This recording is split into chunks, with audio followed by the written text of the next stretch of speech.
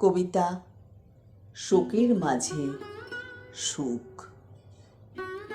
কলমে বরুণ হালদার।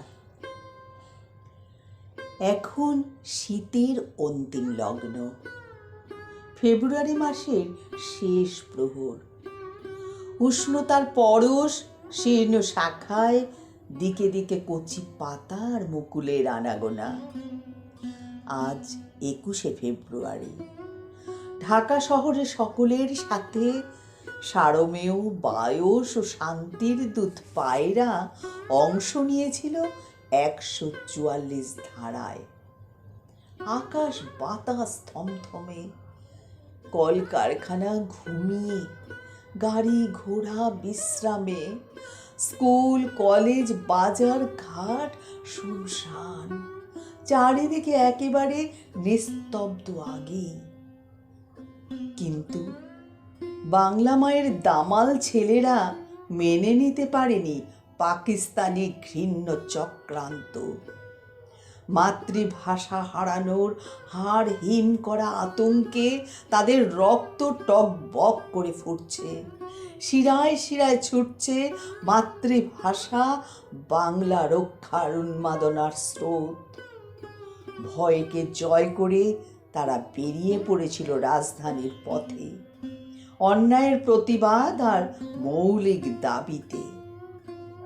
রৌদ্রোজ্জ্বল দিনে নিমেষে নেমে এলো হানাদারেদের বর্বরচিত তাণ্ডব।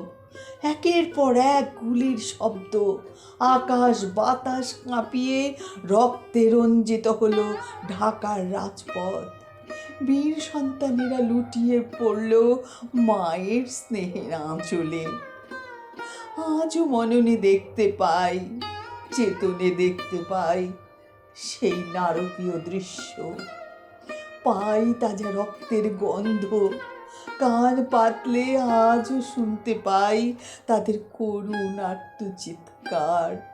ছিন্ন ভিন্ন দেহে মরণ যন্ত্রণা উপেক্ষা করে শেষ নিঃশ্বাস পর্যন্ত বলে চলেছে, বাংলা আমার মায়ের ভাষা, রাষ্ট্রভাষা, বাংলা চাই, বাংলা চাই।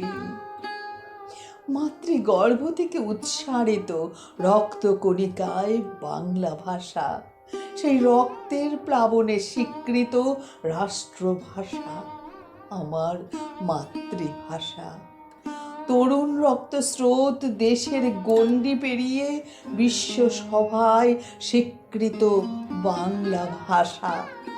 আন্তর্জাতিক মাতৃভাষা দিবস হিসেবে বাঙালির গর্বের ফেব্রুয়ারি। হে বিজয়ী বীর, তোমাদের আত্মত্যাগ আমরা কোনো দিন ভুলব না, ভুলব না, ভুলব না।